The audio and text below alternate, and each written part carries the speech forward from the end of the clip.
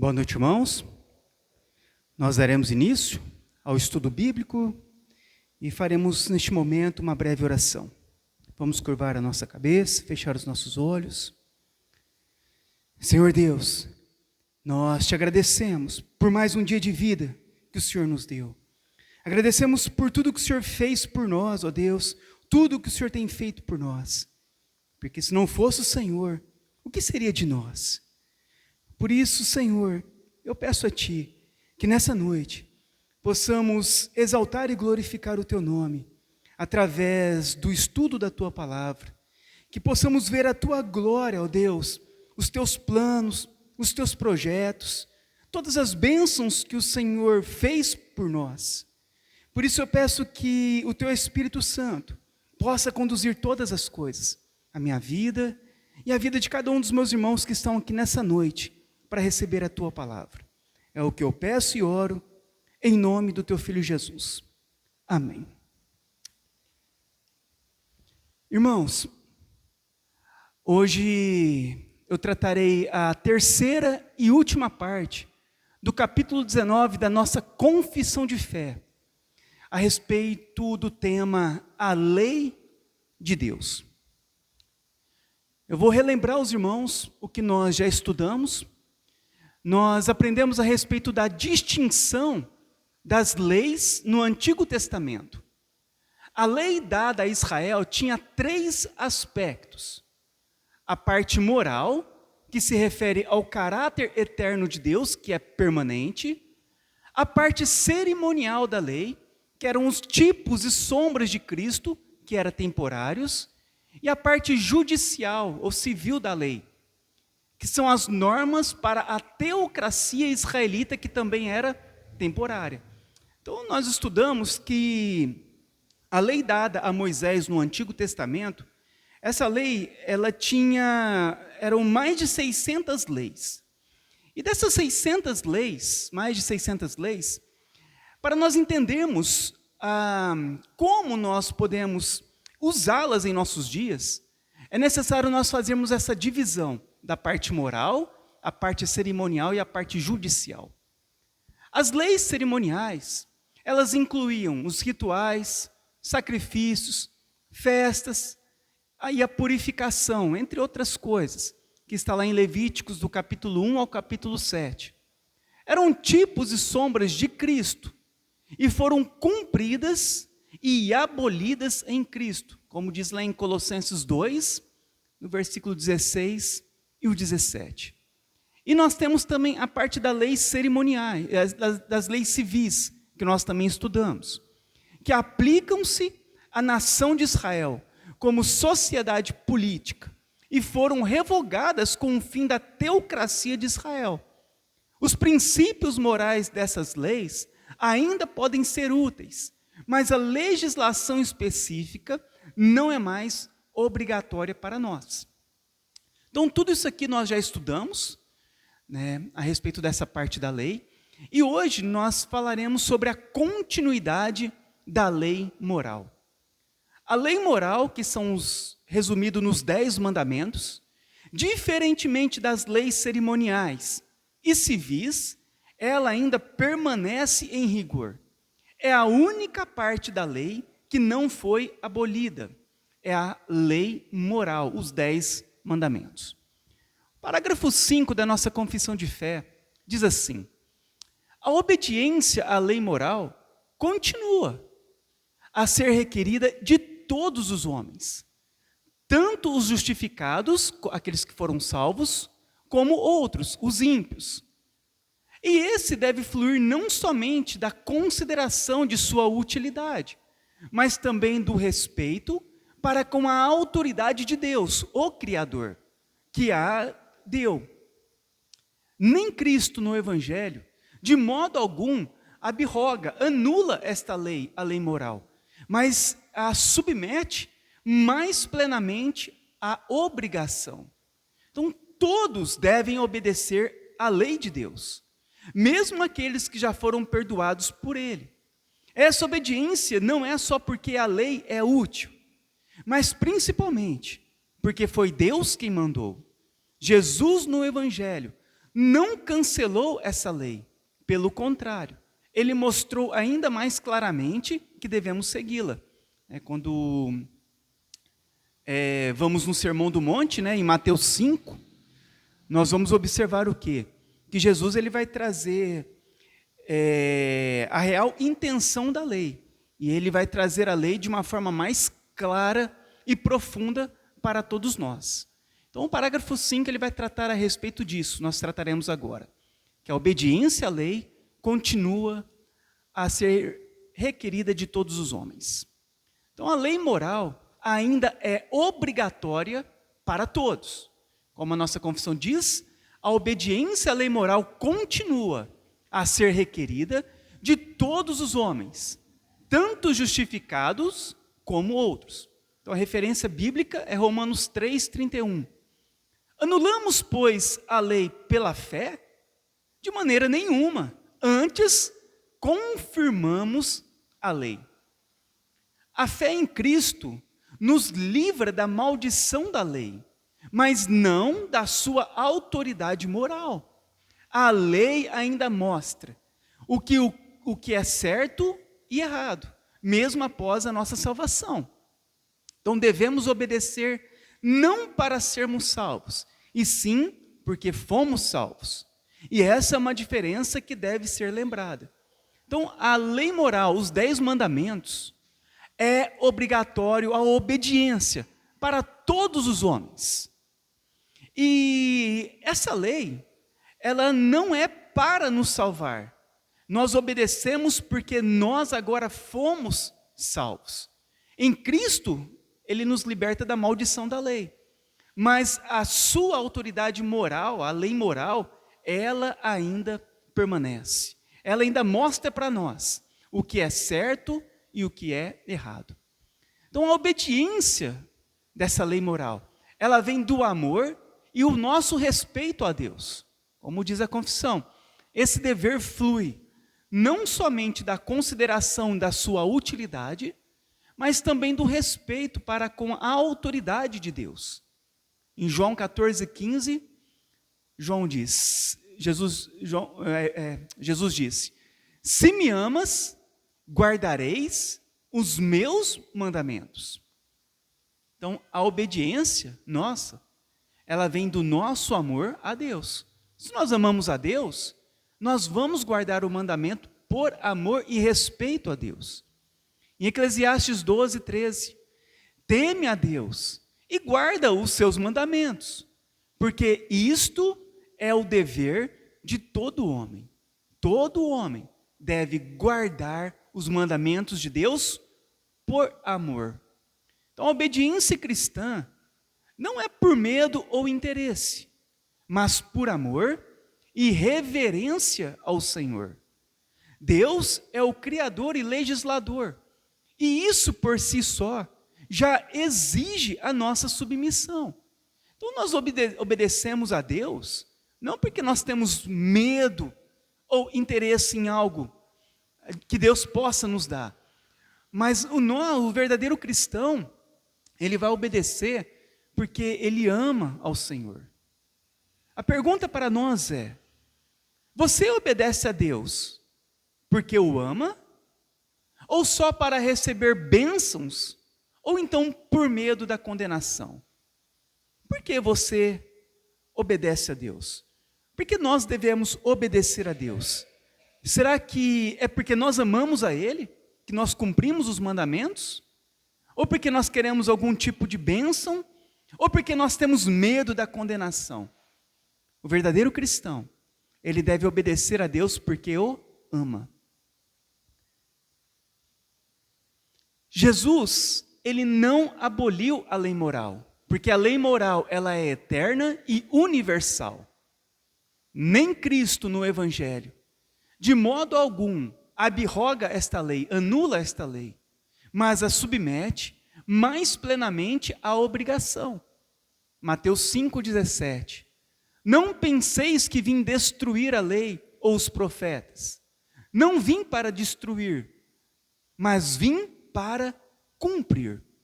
Romanos 8, 3 e 4. Para que a justiça da lei se cumprisse em nós, que não andamos segundo a carne, mas segundo o Espírito. Então, Jesus, ele não vai abolir a lei moral. Se nós lermos lá no Evangelho de Mateus, capítulo 5, ele vai trazer à nossa consciência o que realmente a lei requer de nós. É por isso que Jesus, ele veio para cumprir a lei. E Paulo, ele vai dizer o quê? Que a justiça da lei, ela vai se cumprir em nós. Como? Por meio do Espírito. Jesus, ele cumpriu a lei perfeitamente em nosso lugar.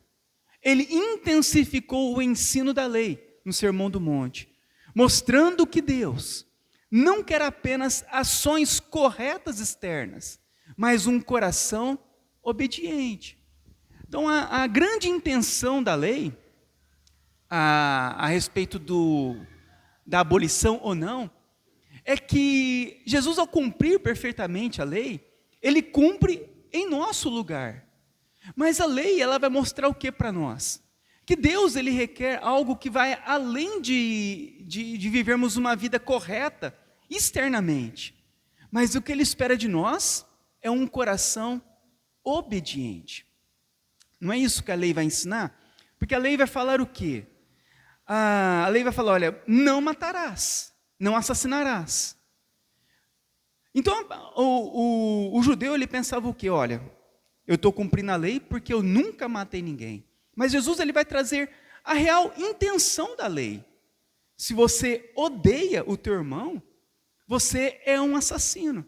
Você está assassinando, você está matando. Então, a real intenção da lei, ela vai além apenas da parte exterior, mas a intenção que vale.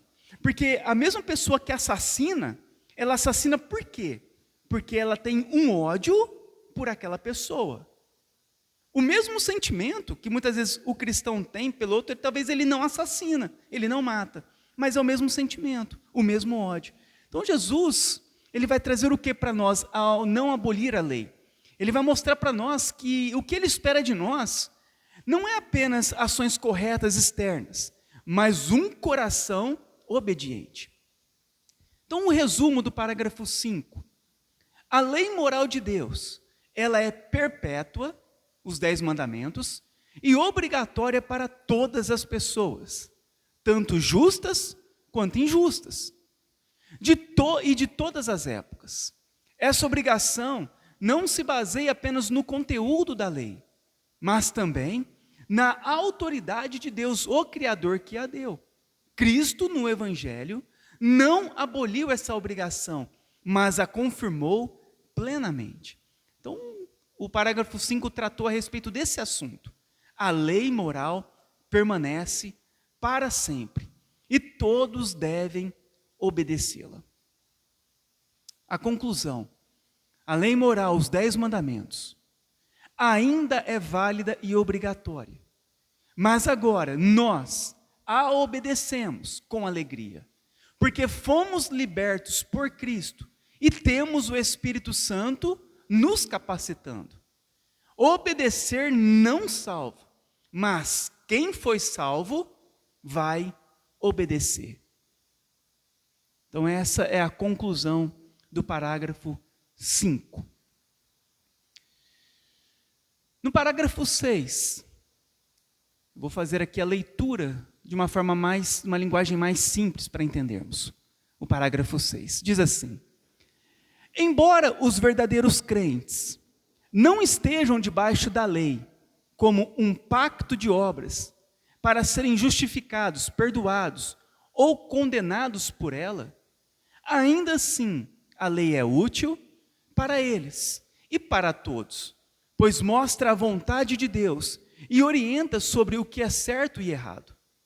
Obedecer à lei ajuda a reconhecer o pecado, a controlar o coração e a andar de modo digno no Senhor.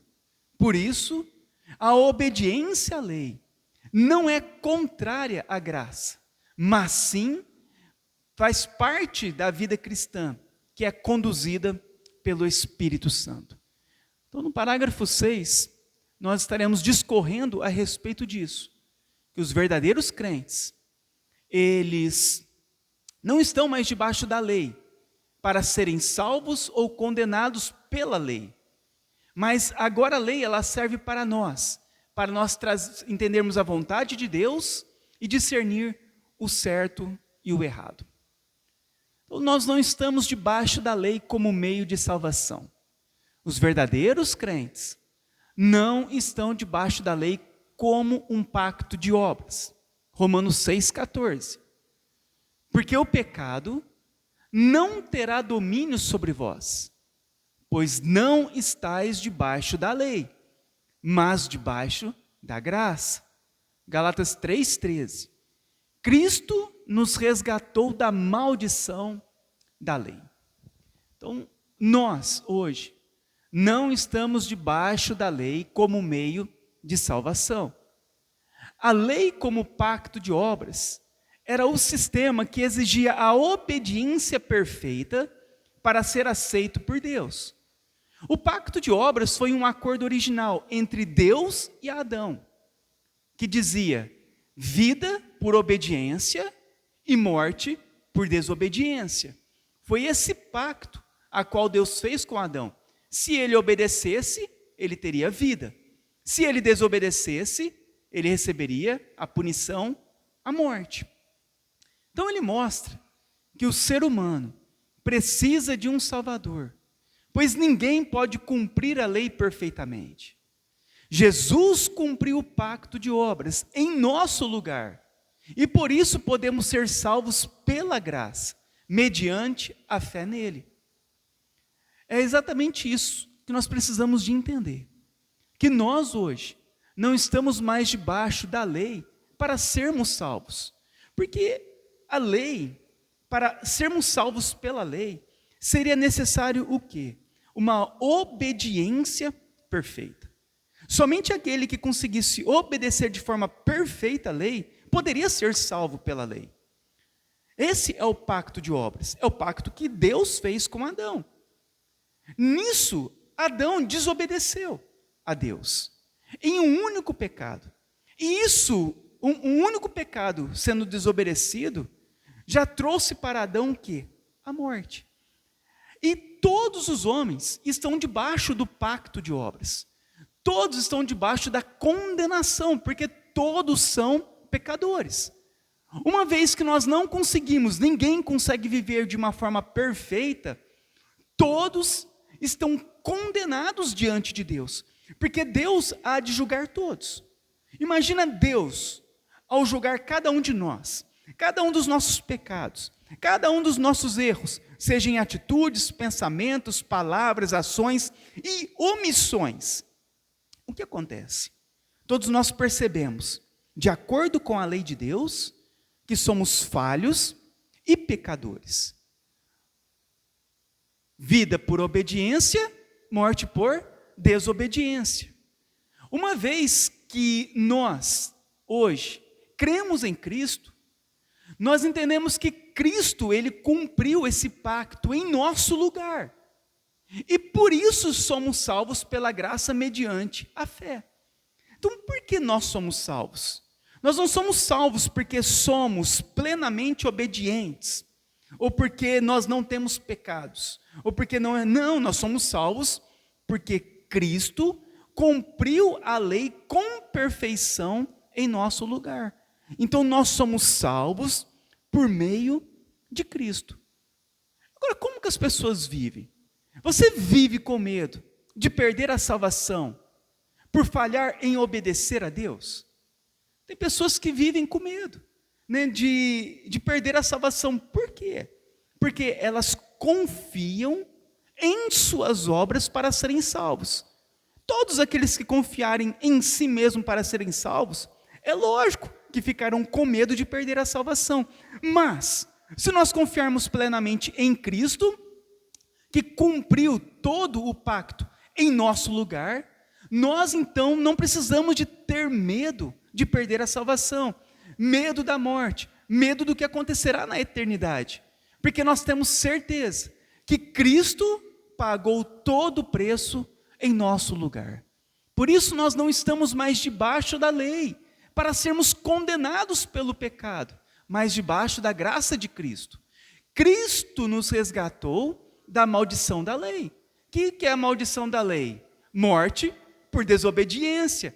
Como ele cumpre perfeitamente a lei, nós recebemos vida pela obediência de Cristo. A lei continua sendo útil para o crente. Como diz a confissão, ainda assim, é de grande utilidade para eles. Em 2 Timóteo 3,16, toda a Escritura é inspirada por Deus e útil para o ensino. Salmo 119, 105, lâmpada para os meus pés é a tua palavra. A lei continua sendo uma orientação prática para viver de forma que agrada a Deus. Através dela, o crente aprende o que é pecado e o que é santidade. Precisamos ver os mandamentos de Deus não como um fardo, e sim como uma bênção para nós, que nos orienta, que orienta a nossa vida. Então a lei, hoje, ela não tem poder mais para condenar aqueles que foram salvos, uma vez que Cristo, ele cumpre toda a lei em nosso lugar. Então, qual é a serventia da lei para nós hoje? Ela vai nos orientar a como viver uma vida que agrada a Deus. Uma vez que nós somos salvos por Cristo, a lei agora ela vai nos mostrar o que Deus requer de nós. E através da lei, nós aprendemos o que é o pecado e o que é santidade. Por isso, quando olhamos para os 10 mandamentos e vimos os 10 mandamentos, aquilo não é algo mal ou um jugo sobre nós, pelo contrário, é algo bom, é uma bênção para nós saber hoje o que Deus requer de nós e podermos buscar obedecer todas aquelas leis. Então, para nós hoje, nós vemos a lei como uma bênção que orienta a nossa vida. A lei também ela nos ajuda a lutar contra o pecado. A confissão diz, revela a pecaminosidade da natureza humana e o coração aprende a odiar o pecado. Romanos 7,7. Não conheceria o pecado, senão pela lei. Salmos 19,12. Quem pode discernir os próprios erros? Purifica-me dos que me são ocultos. Então, a lei, ela funciona como um espelho, revelando os pecados que muitas vezes não enxergamos. Isso nos leva ao arrependimento, santificação e humildade. A lei para nós hoje, então, ela nos ajuda a lutar contra o pecado. Porque a lei ela vai mostrar para nós o que é pecado. E isso vai nos ajudar a lutar contra o pecado. Paulo diz que ele não conheceria o pecado se não estivesse escrito na lei, nos 10 mandamentos. Como ele vai falar aqui, cobiçar. Como nós sabemos que a cobiça é pecado? Como nós sabemos que mentir é pecado? Dar o falso testemunho. Como sabemos que adorar outros deuses é pecado? Como sabemos que desobedecer aos pais é pecado? Porque a lei o diz. Quem pode discernir os seus próprios erros? Imagina se nós não tivéssemos os 10 mandamentos. Como discerniríamos os nossos pecados? Uma vez que agora está, por causa do pecado de Adão, ocultou-se a lei moral em nossa vida. Então, como teríamos um discernimento claro, se não fosse pela lei do Senhor? Então, a lei, ela nos ajuda o quê? A discernir os nossos próprios erros. Isso faz o que em nós? Leva nós ao arrependimento, porque nós vamos entender o que é pecado. Então, mentir é pecado. Eu menti. Vou buscar o quê? O arrependimento. A santificação, eu não quero mais pecar. E a humildade. Como eu preciso de Deus? Será que há algum mandamento de Deus que você tem ignorado? Será que existe algum mandamento que é ordenado para nós, que nós temos ignorado? Obedecer à lei não é legalismo, é fruto do Espírito. Como diz a confissão, não é contrário à graça do Evangelho, mas está em plena harmonia com ele. João 14, 21. Aquele que tem os meus mandamentos e os guarda, esse é o que me ama. Gálatas 5, 22, 23 vai terminar assim, no 23. Contra essas coisas não há lei. Muitos acham que a graça e a obediência são opostos, mas na verdade a graça nos capacita a obedecer. A verdadeira obediência vem de um coração transformado pelo Espírito. Devemos buscar obedecer a Deus, confiando não na nossa força, e sim na graça e no poder do Espírito Santo. Obedecer à lei de Deus não é legalismo. O legalista são aqueles que buscam ser salvos pela obediência à lei. Então são os legalistas. Eles usam a lei como um meio de serem salvos. Mas nós não entendemos dessa forma. Isso, obedecer à lei, para nós não é o legalismo. Por quê? Nós não obedecemos para tentar nos salvar, mas nós obedecemos porque o Espírito de Deus, Ele nos capacita a isso. Ele nos capacita a nós obedecermos à lei de Deus, porque Ele nos deu um coração transformado pelo Espírito. Olha a diferença. Antes, a nossa inclinação é para a embriaguez.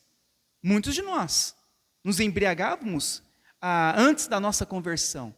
Então a nossa carne, ela pendia para a embriaguez. Mas analisa agora a embriaguez na nossa vida. Alguém colocou uma arma na tua cabeça e falou: olha, você agora não se embriaga mais. Não. Isso já não faz mais parte da nossa vida. Por quê? Porque nós recebemos um coração transformado pelo Espírito Santo. E a graça de Deus nos capacita a obedecer. Nós não queremos mais aquela velha vida.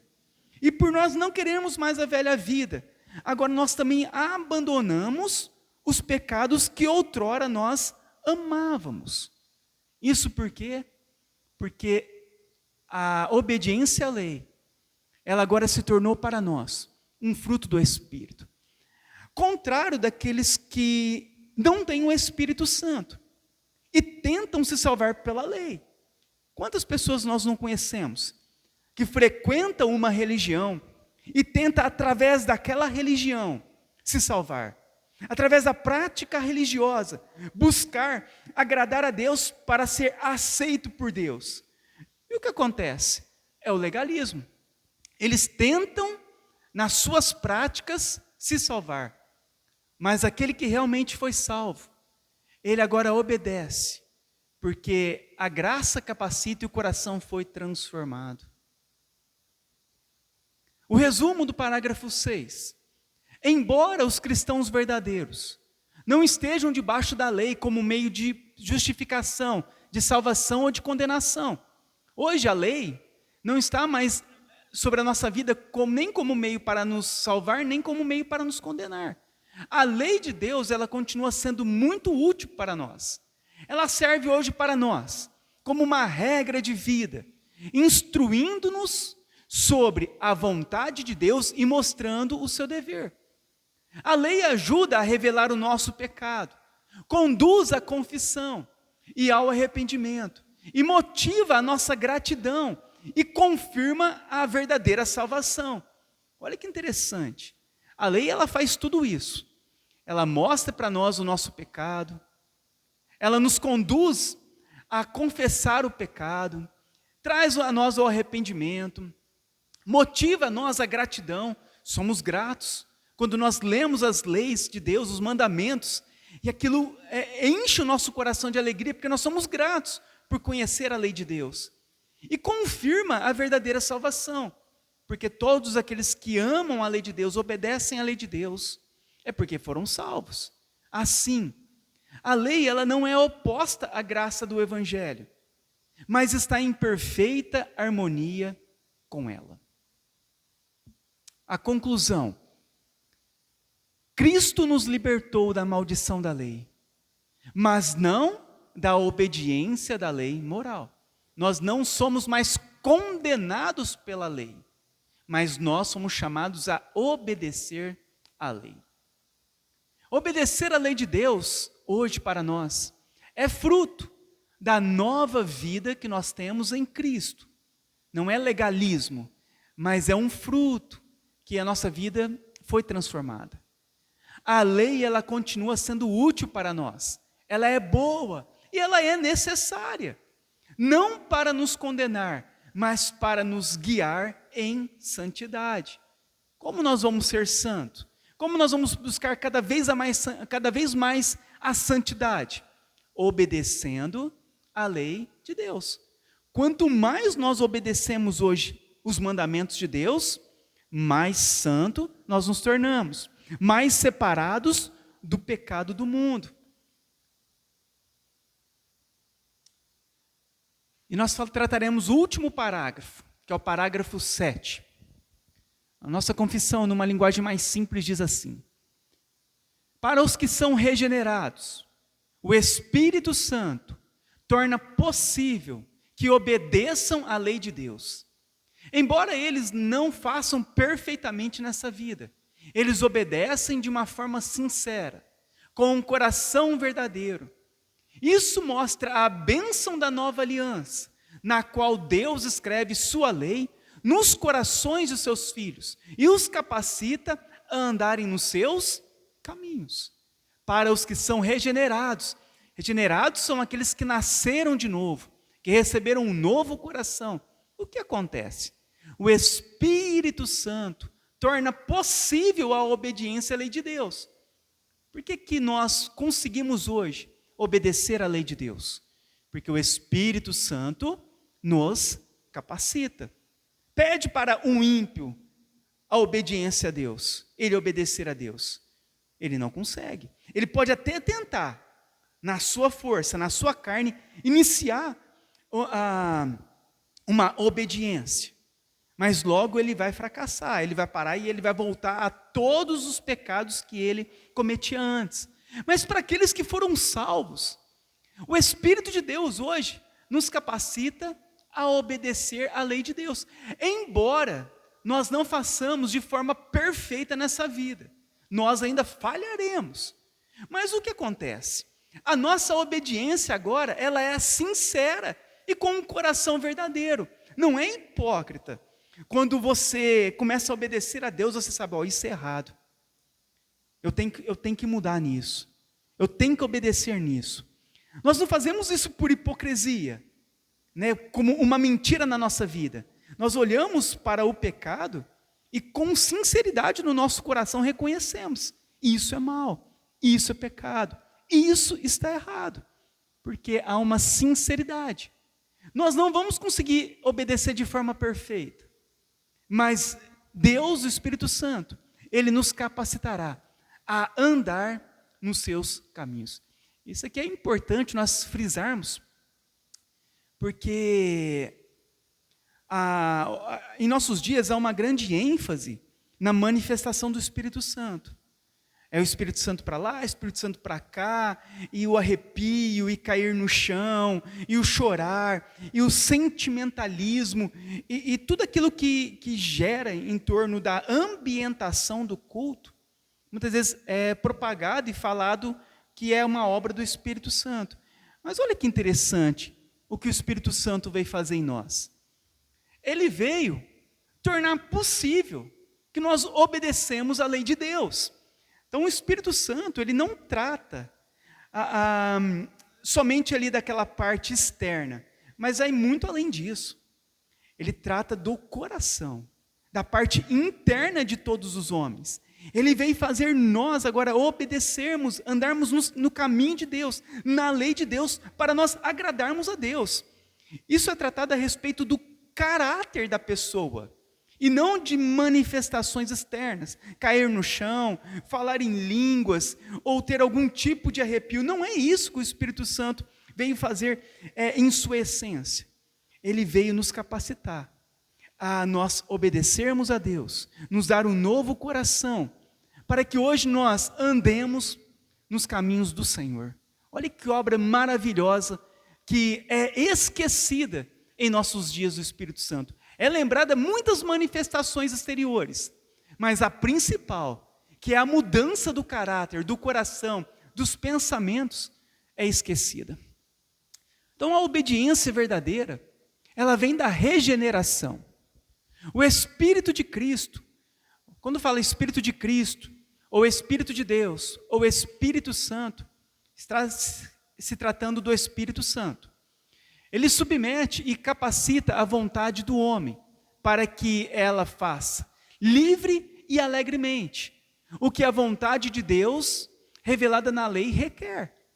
Ezequiel, capítulo 36, versículo 26 e o 27, diz: porei dentro de vós o meu espírito, e farei com que andeis nos meus estatutos.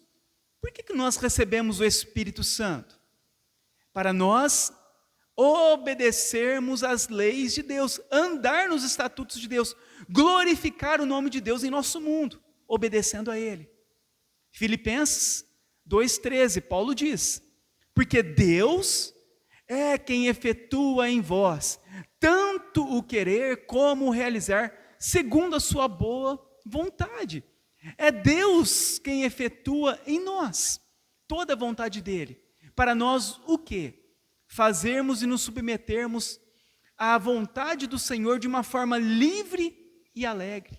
Então o Espírito Santo, ele transforma o coração do crente, dando-lhe desejo e capacidade de obedecer. A obediência cristã não é forçada, mas alegre e voluntária, mesmo que imperfeita. Então o Espírito Santo, ele vai nos ajudar, vai nos auxiliar a nós obedecermos de forma verdadeira a lei do Senhor. De que forma? Alegre e voluntária. A nova aliança, ela é marcada por uma obediência de coração. Esta obediência, ela flui da graça da nova aliança. Jeremias 31, 33. Porei a minha lei no interior deles, e a escreverei no seu coração. Então, a nova aliança que nós temos em Cristo, ela é marcada por uma obediência de coração.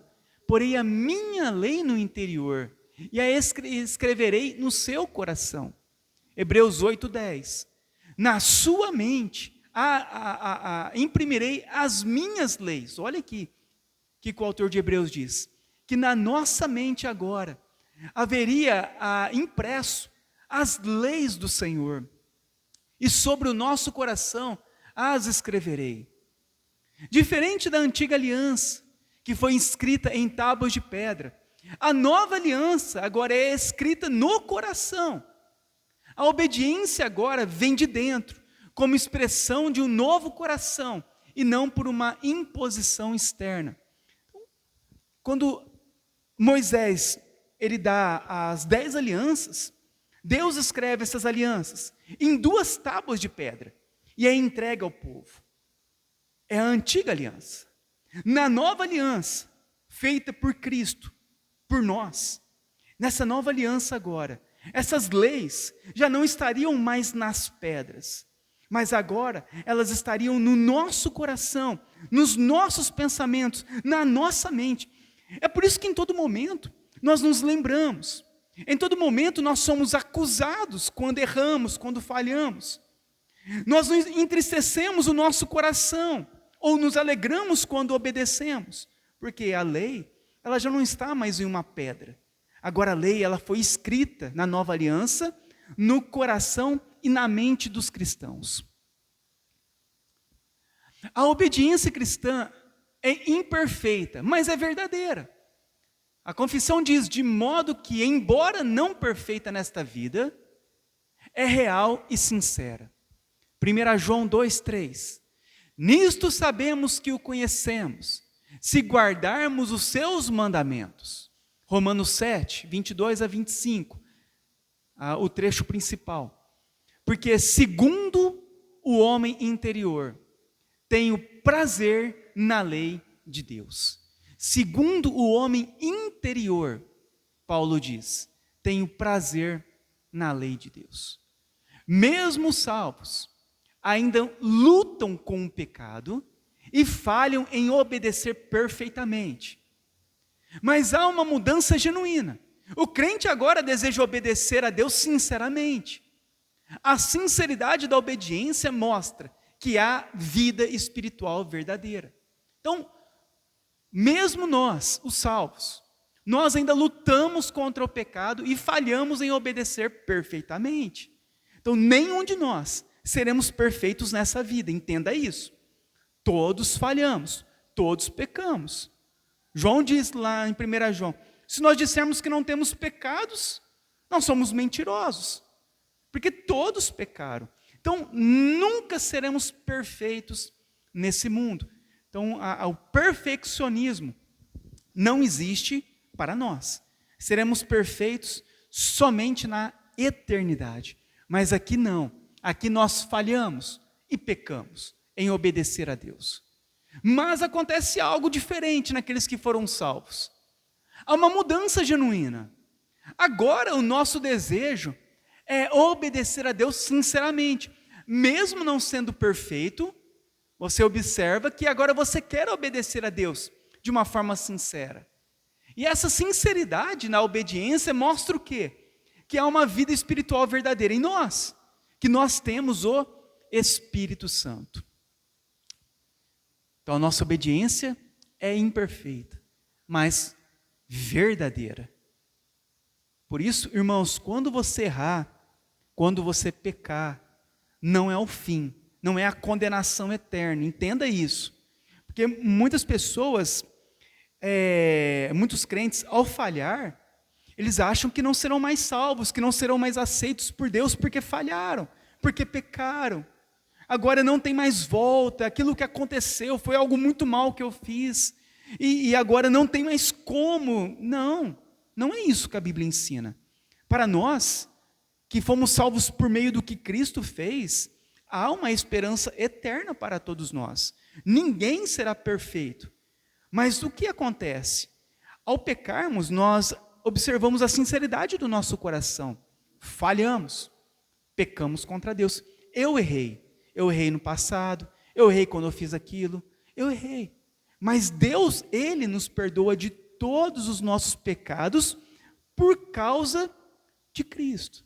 Não por causa de nós. Não porque você amanhã vai fazer tudo o que é certo e agora você vai ser perdoado por causa disso. Não, nós somos perdoados por causa do que Cristo fez por nós. Então, lutaremos contra o pecado. E em alguns momentos, sim, falharemos em obedecer.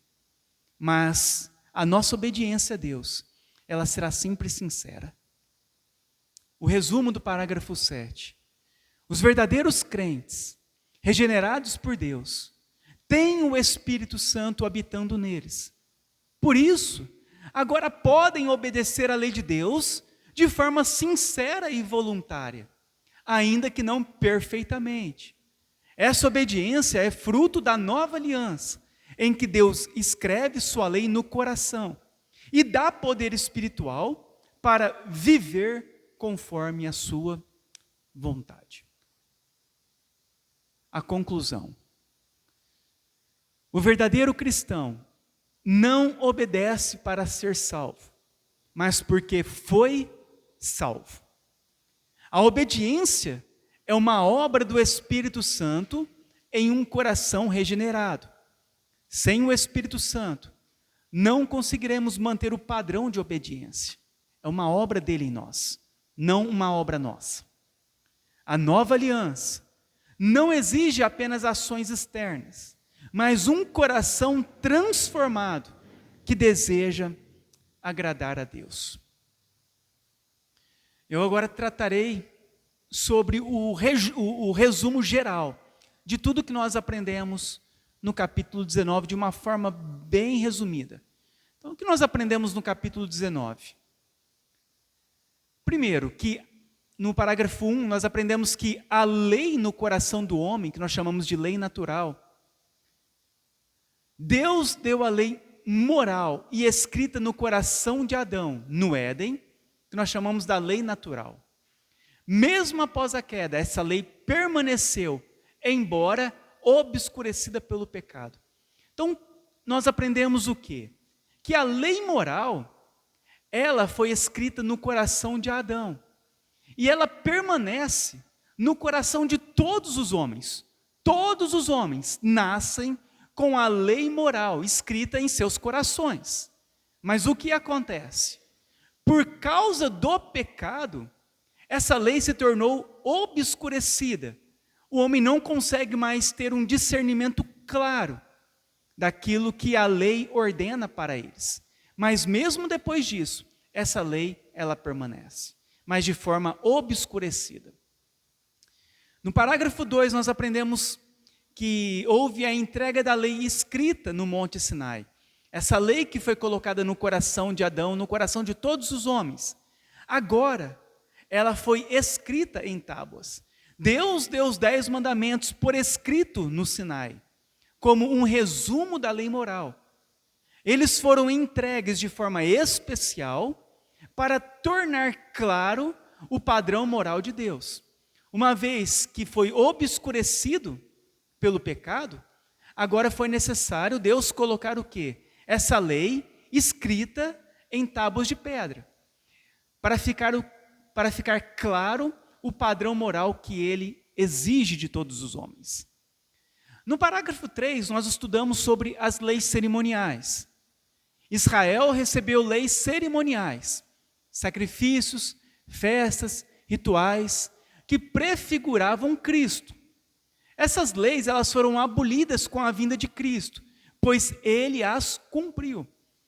Como nós estudamos, as leis cerimoniais, elas tratavam a respeito do quê? Dos sacrifícios que eram feitos de animais, dos rituais, das festas judaicas, do templo, de tudo aquilo que apontava para a pessoa e a obra de Cristo. Todo aquele cerimonialismo. É por isso que muitas daquelas obras cerimoniais que eram realizadas, hoje nós não precisamos mais obedecer de forma obrigatória. Quando falamos sobre o dízimo fazia parte do quê? Da lei cerimonial e também da lei civil, né? Porque era também um imposto e também uma contribuição que era dada no templo. Então a lei no Antigo Testamento, ela como uma lei cerimonial, ela era obrigada, porque ainda apontava para Cristo. Cristo ainda não tinha vindo cumprir, então era obrigatório a arrecadação do dízimo. Era obrigatório, tinha lá o óleo ungido derramado sobre o sacerdote, sobre o rei, sobre os utensílios do templo.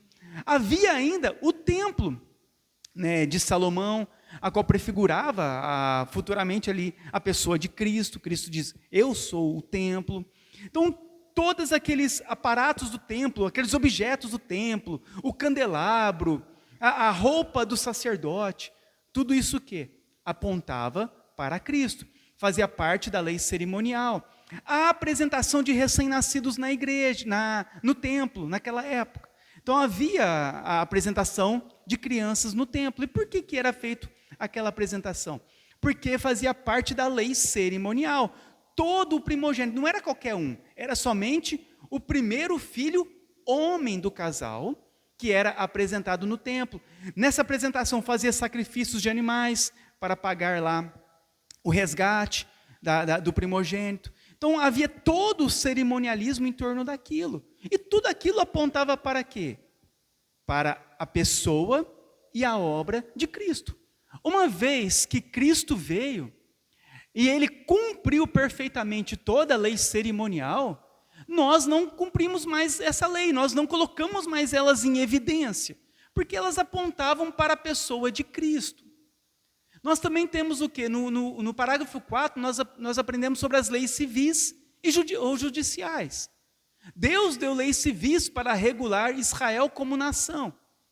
Essas leis expiraram com o fim do Estado teocrático de Israel, mas seus princípios de justiça ainda são úteis. Então, haviam também as leis civis, que eram ali, entre elas, uma condenação à morte por algum ato ilícito. Em alguns momentos, a lei obrigava ali a condenação à morte, era morto. Nós hoje não estamos mais debaixo do regulamento de Israel daquela época, do Antigo Testamento, do Estado teocrático de Israel.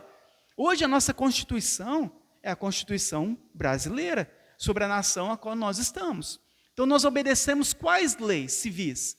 As leis, hoje, da nossa nação. O que nós podemos aproveitar do Antigo Testamento dessas leis? Seriam os seus princípios.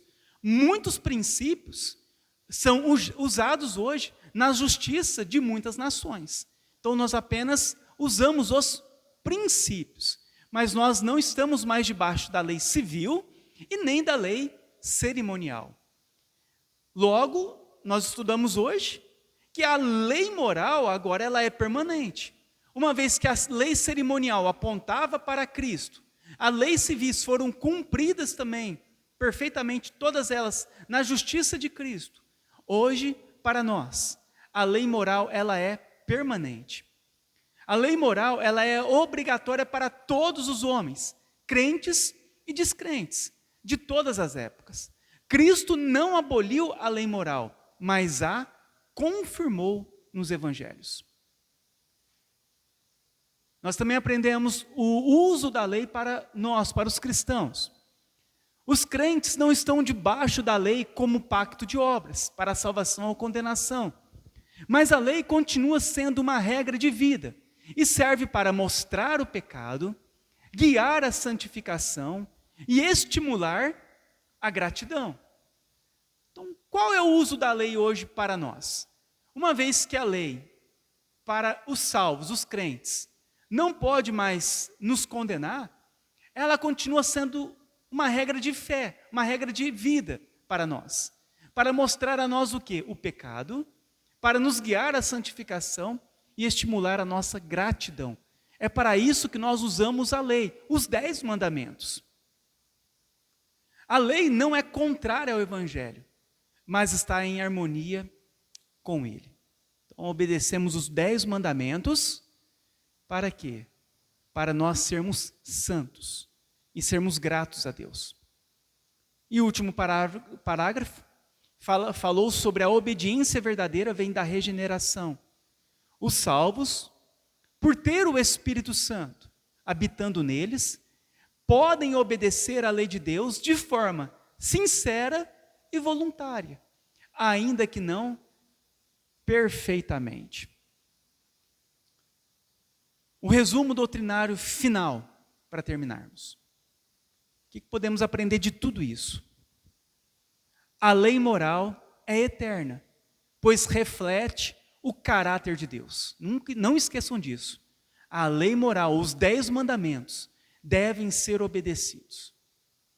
As leis cerimoniais, tudo aquilo que apontavam para leis cerimoniais, ou as leis civis, lembrem disso, irmãos, eram temporárias, ligadas à antiga aliança.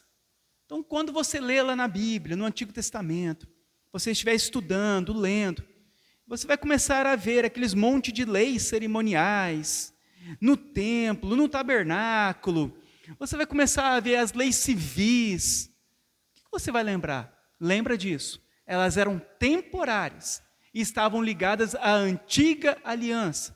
Cristo cumpriu perfeitamente elas em nosso lugar. E por último, o homem só pode ser salvo por meio da pessoa e obra de Cristo.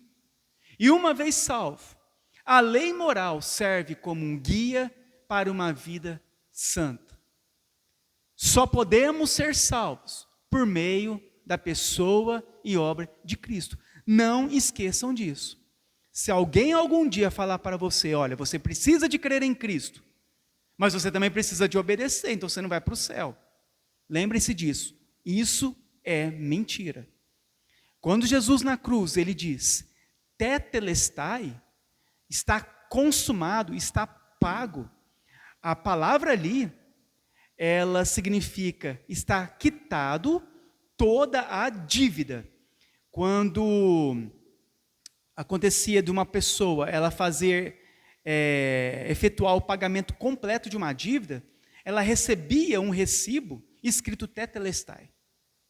Está pago, quitado, toda a dívida. Jesus na cruz, ele pagou toda a dívida por nós. Ele pagou tudo aquilo que era exigido pela lei, foi cumprido e pago na pessoa e na obra de Cristo. Só podemos ser salvos por meio de Cristo. E uma vez salvo, Cristo nos salvou, a lei moral, os 10 mandamentos, vai agora servir para nós como um guia para uma vida santa. Porque se verdadeiramente Cristo nos salvou, nós vamos buscar uma vida santa. Nós vamos querer obedecer a Deus. Vamos querer nos separar do pecado. Vamos querer ter uma vida reta diante de Deus. E isso é demonstrado como? Pela obediência à lei moral. Então a lei moral ela serve como um guia para uma vida santa. Amém? Eu então termino o capítulo 19 da Confissão de Fé. E eu vou abrir agora um momento para perguntas e respostas.